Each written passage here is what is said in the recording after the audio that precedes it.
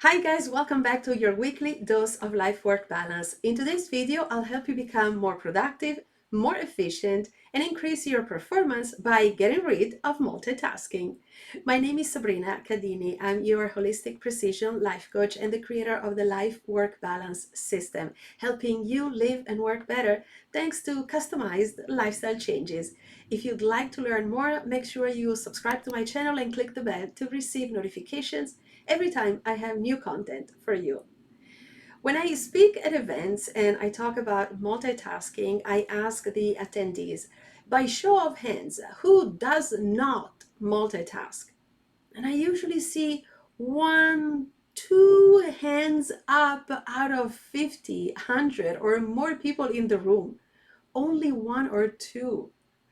Many people pride themselves on their ability to multitask, and sometimes this is even added as one of the best attributes on resumes. I understand that multitasking has become a necessary skill to stay competitive in the working world, but it should not be something to brag about. Our brain can do a maximum of two things well at the same time. Think when you drive a car, for instance. You drive while you easily carry a conversation with the person seated next to you, or you listen to music on the radio. You may also be doing many different things at the same time. You look at the road ahead, you keep a distance from the other cars, you notice traffic signals, you avoid pedestrians, and so on. What happens is that your brain divides your attention and prioritizes. If all of a sudden a car cuts you off, you will stop the conversation with your passenger and focus on steering away from that car or hitting your brakes to avoid a collision.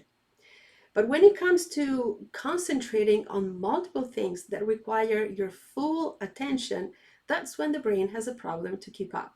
If you're trying to answer phone calls, check emails, or text while you're driving, there can be terrible consequences.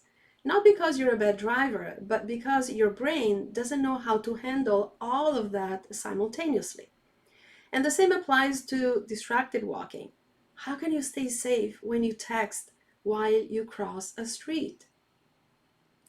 In a work setting, research has shown that instead of focusing and working on multiple tasks and projects at the same time, the brain switches between them. And this can cause up to a 40% loss in productivity.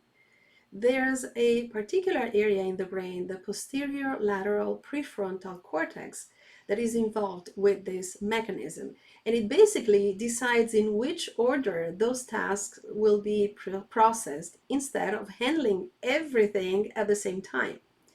And when you have too much going on, that area cues the first two to-dos and ignores the other ones. That doesn't sound like successful multitasking to me after all. What do you think? Another thing to keep in mind is that research has revealed a tight connection between multitasking and health disorders, including cardiovascular disease. And brain scans have shown that multitaskers tend to have less gray matter associated to anxiety and depression. And this is not only related to multitasking at work. How many times you watch TV while you work and check your phone, or you're talking to someone and playing video games at home? Same effects and same poor results. So I hope I convinced you that multitasking is not worth it if you want to get outstanding results.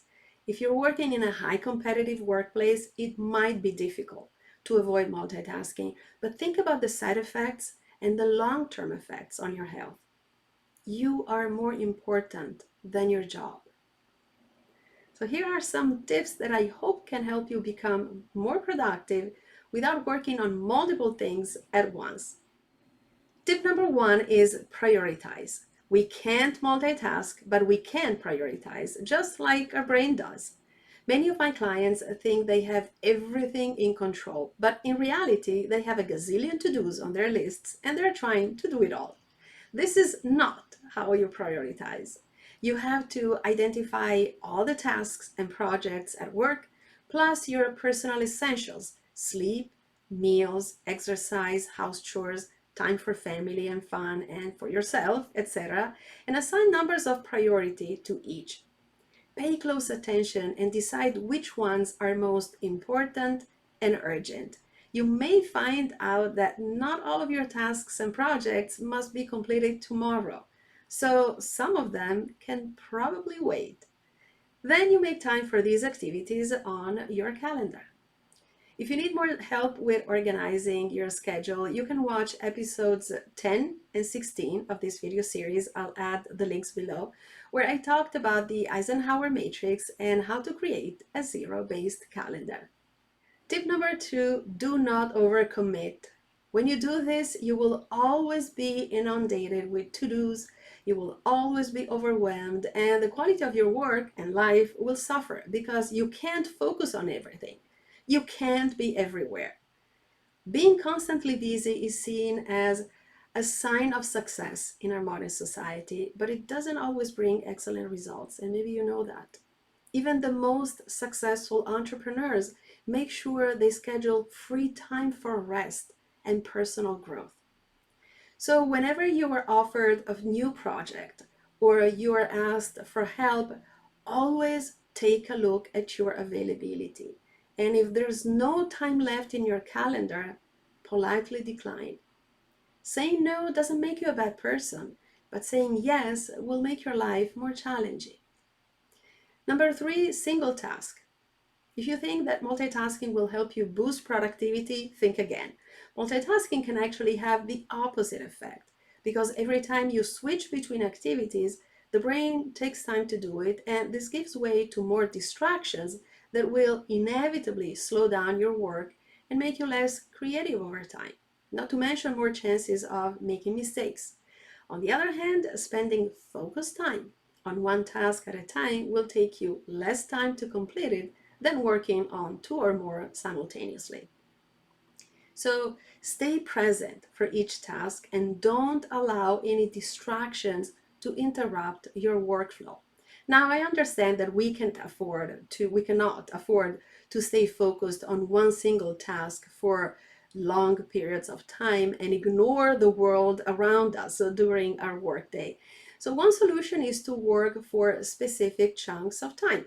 This can be anywhere between 90 minutes and 2 hours of deep work. More about this in the next tip. And then you can make yourself available to your team, to your clients, to your family, and take a break for 15-30 minutes before starting another deep work session. Tip 4, follow your internal rhythms. Multitasking can also be considered a toxic habit for the brain. Switching between tasks takes an enormous amount of energy, effort, and pressure, exhausting you more quickly. For this reason, multitasking can contribute to premature brain aging since it's a form of stress, and stress can negatively impact our gene expression. What you want to do, in addition to single tasking from tip 3, is to follow your internal clocks and rhythms to optimize your productivity. Our body goes through periods of high and low energy every 90 minutes to 2 hours. And the brain follows the same rhythm, which is called ultradian rhythm, with high and low periods of focus and attention. So work on one task during that amount of time. Then once the brain hits the low level, make sure you rest to recharge and stay productive, creative, and innovative. I mentioned ultradian rhythms in episode 19 of this series, and I'll link the video here.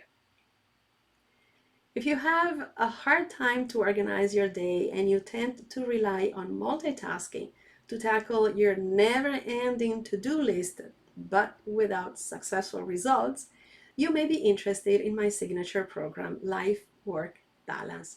Life-Work Balance is a 6-month program that focuses on epigenetics, neuroscience, and positive psychology, allowing you to increase your energy, boost your focus, optimize your performance and productivity, enhance your happiness, positivity, creativity, and become more successful and profitable while you lead a healthier lifestyle. You can find more information about Life Work Balance at the link below. And you can always schedule a complimentary clarity call with me to discuss more in detail and see if this is the best solution for you before you make a decision. I will see you in episode 35 of your weekly dose of life work balance next week, where we'll go back to the nourish pillar, and I hope you become more aware of how you eat and digest and absorb your foods better with mindful eating. It will be so much fun.